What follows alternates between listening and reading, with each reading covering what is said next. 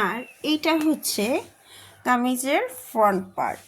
এই হচ্ছে গলাটা এখান থেকে এরকম দিয়ে এভাবে সোজা চলে গিয়েছে, আর এটা হচ্ছে হাতা।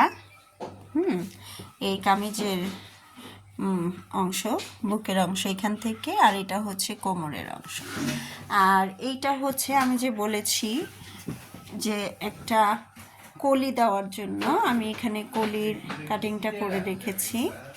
এই হচ্ছে কলির কাপড়, মানে একটু রাউন্ড শেপের হবে। আর এই হচ্ছে কলিটা, এই এই হচ্ছে এই হচ্ছে সামনের পার্ট হয়ে গেল।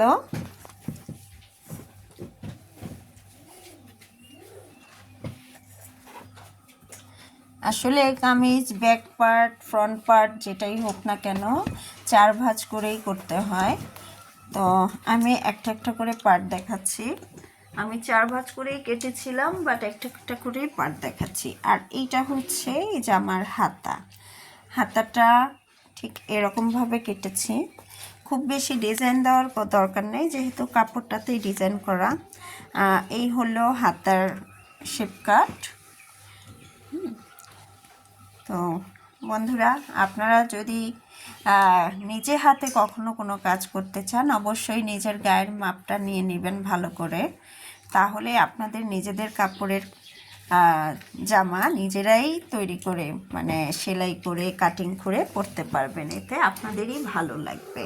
তো এই হচ্ছে আমার কাপড় কাটিং করা। আর এটা হচ্ছে ওড়নার মড়িটা আমি আগেই সেলাই করে রেখেছি। তো বন্ধুরা, আপনারা যে যেখানেই থাকেন না কেন, অবশ্যই নিজেদের কাজ নিজেরা করার যে আনন্দ সেটা অবশ্যই উপভোগ করার চেষ্টা করবেন। আর আমি এখানে একটা সালোয়ার কাট করেছি, আমব্রেলা কাট সালোয়ার। তো এই আমব্রেলা কাট সালোয়ারটা হচ্ছে মানে কোনো রকম আলাদা কাটিং ছাড়াই এক কাটের মধ্যেই করে রেখেছি। তো এই হচ্ছে আমব্রেলা কাট সালোয়ারের কাপড়, ঠিক এই রকম।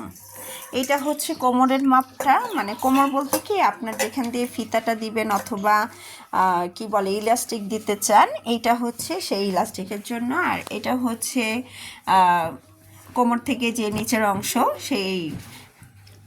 সেটা মানে হিপ।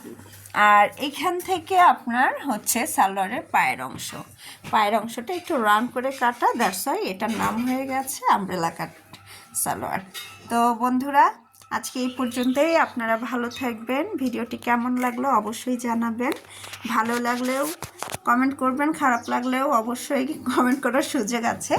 তবে আমি আমার নিজের কাজ নিজে করাটাই বেশি পছন্দ করি, দ্যাটস ওয়াই আমি নিজেই করেছি এটা।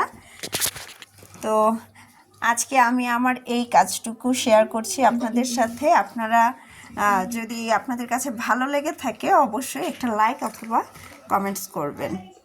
ঠিক আছে বন্ধুরা, ভালো থাকবেন। আসসালামু আলাইকুম।